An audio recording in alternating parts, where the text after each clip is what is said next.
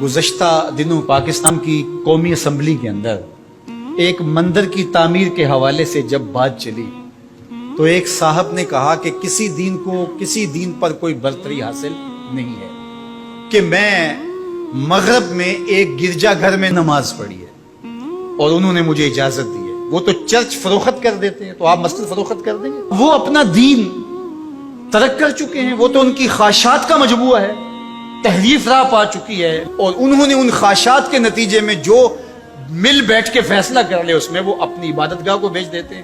تو کیا ہم اپنی عبادت گاہ کو بیچ سکتے ہیں؟ ہم کہتے ہیں جی وہ دیتے ہیں تو ہم بھی دے دیں، یہ کیا بات ہوئی؟ اگر آپ نے ان کی رواداری دیکھی ہے تو ذرا اس کو اپنے سیاسی کلچر کا حصہ بنائیے، تھوڑی سی وسیع و ظرفی کا اظہار کیجئے۔ مسلم لیگ کے دفتر جو ہیں وہ تحریک انصاف کے لیے کھول دیجئے کہ آپ یہاں اجلاس کر سکتے ہیں، اور تحریک انصاف سے کہیے گا کہ وہ پیپلز پارٹی کے لیے، ان کو کہیے گا کہ آپ نون لیگ کے لیے اپنے دفتر کھول دیجئے۔ وحدت دیان تو بعد میں ہوگی، وحدت سیاست تو ہو لے پہلے۔ تم سارے مسلمانوں ایک ملک کے رہنے والے ہو تو پتہ چلے جی یہ بڑے وسیع و ظرف ہیں، وہاں تم اپنے لیڈر کے لیے مر جاتے ہو، اور اسلام کو یتیم مذہب ہے، یہ محمد عربی کا لایا ہوا دین ہے۔ تم اپنے سیاسی مفادات پہ کوئی کمپرومائز نہیں کرتے ہو۔ یہ کیا تمہارا فلسفہ کہ انہوں نے اپنے چرچ میں اجازت دے دی تو ہم بھی دیں گے؟ میاں ان کی غیرت اجازت دیتی ہے، ان کا دین جو خود ساختہ ہے، اور حضرت عیسیٰ کو چھوڑ کے جو انہوں نے اختیار کیا ہے ان کی تربیت ان کے نفس نے کی ہے، اور ہماری مسجد کے حوالے سے تربیت محمد عربی نے کی ہے۔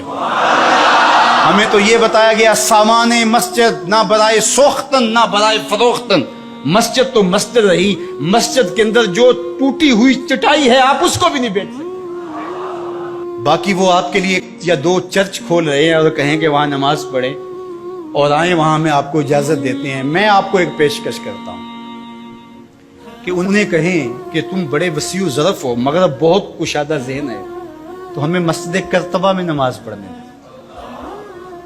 مسجد کرتبہ میں جو مسلمانوں کی بنائی ہوئی ہے، 10 مربع کلومیٹر پر پھیلی ہوئی مسجد، اس کے باغات، اس کے احاطے، اس کے متعلقات اگر شامل کریں، حمام شامل کریں تو 10 مربع کلومیٹر پر وہ مسجد تھی، اور 1400 ستونوں پر پھیلی ہوئی مسجد کا حال۔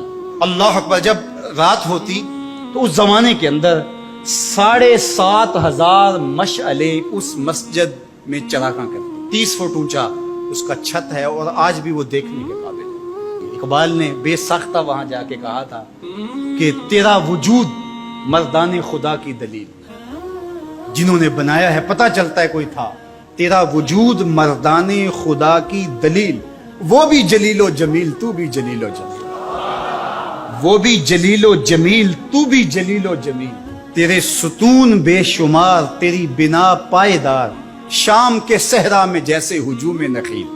تو وہ مسلمانوں نے بنائی ہوئی، 800 سال مسلمانوں نے اندلس میں حکمرانی کی، اب وہ مسجد مسلمانوں کی تعمیر کرتا وہاں موجود ہے اور گرجا گھر میں تبدیل کر دی گئی۔ 2008 میں مقامی مسلمانوں نے پوپ کو درخواست دی کہ جس رواداری کی، مذہبی رواداری کی آپ بات کرتے ہیں، اس رواداری کو قائم کرنے کے لیے ایسا کیا جائے کہ ہمیں بھی اس مسجد میں نماز پڑھنے کی اجازت دی جائے۔ یہاں گرجا گھر ہے، تصویریں لگی ہوئی ہیں، اور وہ آ کے عبادت کرتے ہیں عیسائی، تو ہم بھی ایک گوشے میں عبادت کر لیا کریں۔ مغرب جس رواداری کا پرچار کرتا ہے اس کا عملی ظہور ہو جائے، لیکن پذیرائی نہیں بخشی گئی۔ کہاں گئے وسیع و ظرف؟ تم کہتے ہو گرجوں میں نماز پڑھنے دیتے ہیں، تو وہاں 2 رکعت پڑھ کے دے۔ 2011 میں اللہ نے توفیق دی تو مجھے شوق تھا کہ میں مسجد کرتبہ دیکھوں، بچپن سے پڑھتے آئے، مسجد کرتبہ کی یادیں خیالوں میں نقش تھی۔ تو جب میں وہاں پہنچا تو وہ دروازے پہ بتا دیتے ہیں کہ یہاں نماز کی اجازت نہیں ہے، تو اب وہ مسجد جہاں قدم قدم پہ اہل علم اور اولیاء کے پیشانیوں اور سجدوں کے نشان موجود ہیں، اب مجھے تو گوارا نہ ہوا کہ میں جوتا پہن کے جاؤں، تو میں نے جوتا اتار کے ایک سمت رکھ دیا اور مسجد میں داخل ہوا، تو سیکورٹی کے لوگ میرے پیچھے بھاگے اور کہنے لگے کہ آپ یوں نہیں پھر سکتے۔ میں نے کہا کیوں؟ کہتے آپ نے جوتے اتارے۔ تو وہاں تمام مذاہب کے لوگ آتے ہیں، آپ جانتے ہیں کہ ان کے لباس بھی مختصر ہوتے ہیں، تو میں نے کہا انہوں نے تو لباس بھی نہیں پہنے ہوئے، تو مجھے اس کی اجازت دیتے کہ میں جوتا اتار دوں؟ انہوں نے لباس اتارے ہوئے. تو وہ کہنے لگے جی نہیں. میں نے کہا مجھے بات سمجھاؤ کس طرح. تو جو گفتگو ہوئی وہاں جو میرے ساتھ ترجمان تھے ان کے ذریعے سے وہ یہ تھی کہ چونکہ مسلمان مسجد کی تعظیم کرتے ہیں اور مسجد کی تعظیم عبادت کا روپ ہے اور وہ مسجد کو تقدس دے کر کے اس کی تعظیم کرتے ہیں, اور آپ نے جو جوتا اتارا ہے آپ کی نیت میں مسجد کی تعظیم یہی ہے. میں نے کہا بالکل یہی. یہاں بڑے بڑے مشائخ اولیاء بیٹھتے رہے تو کس طرح میں اپنے جوتوں سے اس کو فرش کروں گا. تو انہوں نے کہا جی ہمیں اجازت نہیں. تو ان سے بہت کہا لیکن وہ کہنے لگے یہ ہو ہی نہیں سکتا. تو ہم ساری مسجد نہیں دیکھ سکے اور واپس آ گئے. اور 2014 میں پھر دوبارہ جانا ہوا, پھر یہی میرے ساتھ مسئلہ ہوا. تم کہتے ہو بڑے وسیع ظرف ہے, میں اپنا تجربہ بتا رہا ہوں. تم کہتے ہو چرچ میں نماز پڑھنے دیتے ہیں اور وہ جوتے اتار کے نہیں جانے دیتے. او میاں وہ تمہارے لیے ایک کھلونا رکھا ہے, تمہیں بہلانے کے لیے, تمہیں ورغلانے کے لیے وہ رکھا ہوا ہے. انہیں پتا ہے اس سے بہل جائیں گے اور وہ بھی شور جا کے کریں گے کہ ہماری مسجدوں میں بھی ایسا ہونا چاہیے, ہم بھی وسیع ظرف ہوں. وہ تمہیں دھوکہ اور فراڈ دینے کے لیے کیا ہے.